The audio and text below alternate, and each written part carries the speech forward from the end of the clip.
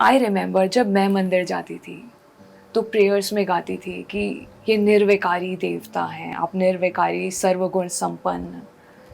तो फिर विकार की कैसी बात? जब निर्विकारी कहा दैट मीन्स विकार की तो कोई बात ही नहीं होती इसमें। ब्रदर, अब इस देश में मंदिरों की बात ही चल रही है तो इस देश में हम सब हाईली कल्चरल ट्रेडिशनल लोग रहते हैं।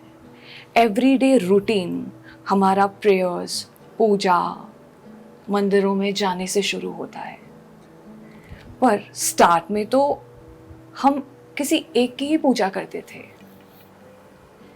अब धीरे धीरे पॉलिटिक्स बन गए हैं, मीनिंग अनेकों को पूजना चालू कर दिया है।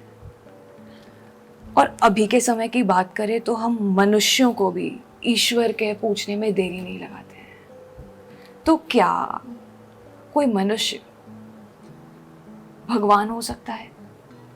एक जो आपने शब्द बोला, हाईली कल्चर्ड समाज है हमारा, मैं इस बात से सहमत नहीं हूँ। डर्टी कल्चर्ड समाज हो गया है हमारा। जो हमारी रियल कल्चर थी, हमारे भारत देश की भी जो रियल कल्चर थी, वो भी लोप हो गई है।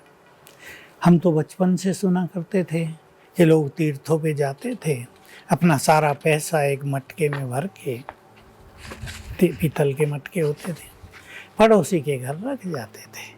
वे जब आएंगे हम ले लेंगे, और पड़ोसी उसे अमानत समझ के सुरक्षित रखते थे। इतनी बड़ी ईमानदारी, ये थी भारत की रियल कल्चर।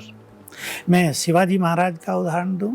उसका एक सेनापति जब युद्ध हो रहा था कहीं, तो मुगल सेनापति की बेगम को उठा लाया पालकी सहित, और शिवाजी के आगे आके कहा, आपके लिए एक सुंदर भेंट लाए हैं। कहा, दिखाओ क्या है। बेगम निकली डरी हुई। शिवाजी ने कहा, अगर मेरी माँ इतनी सुंदर होती तो मैं कितना सुंदर होता, और कहा, तुम मेरी माँ हो। और सेनापति को कहा, जहाँ से लाए हो बाकायदा सम्मान सहित वहीं छोड़ कर आओ, और आज के बाद यदि ऐसा कुकृत्य किया तो तुम्हें जान से हाथ धोना पड़ेगा। ये थी भारत की कल्चर।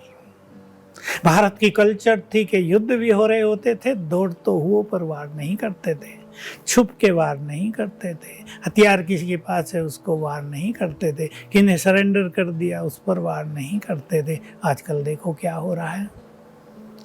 बच्चे माँ बाप के आज्ञाकारी होते थे, उठते ही चरण चूमते थे। आज तो बच्चे टांग खींचने में देर नहीं करते।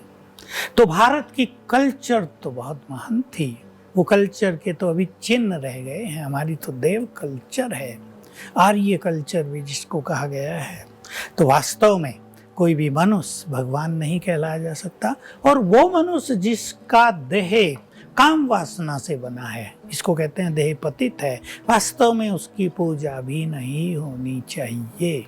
आजकल कई गुरुओं के मंदिर बन गए हैं, ठीक है, लोगों की उनमें भावना है, उनके द्वारा उन्हें मदद मिलती है, पर ये विधान नहीं है कि जिसका शरीर पतित हो, आत्मा चाहे कितनी भी उच्च क्वालिटी की हो, उसकी पूजा हो। पूजा केवल देवी देवताओं की होती है जिनके देह भी पावन है और आत्मा भी पावन है। इसलिए ये सिद्धांत हमें जान कर चलना चाहिए कि कोई भी देहधारी भगवान नहीं कहलाया जा सकता, चाहे वो श्री राम श्री कृष्ण हो, चाहे और कोई बड़े ब्रह्मा विष्णु शंकर हो। ये सब देवता हैं, भगवान की रचना है। भगवान तो इन सब से ऊपर निराकार परमात्मा है।